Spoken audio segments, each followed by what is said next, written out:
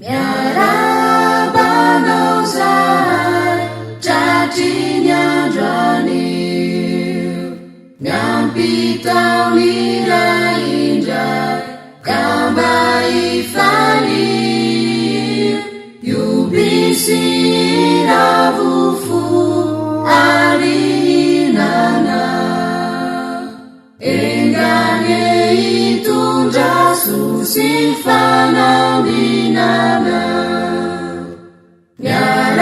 Miarabanao zahay tratry ny androanio, miampitao iray indray ka mba hifanio, iobisy ravofo ary hinana, engane hitondra so sy fanambinana.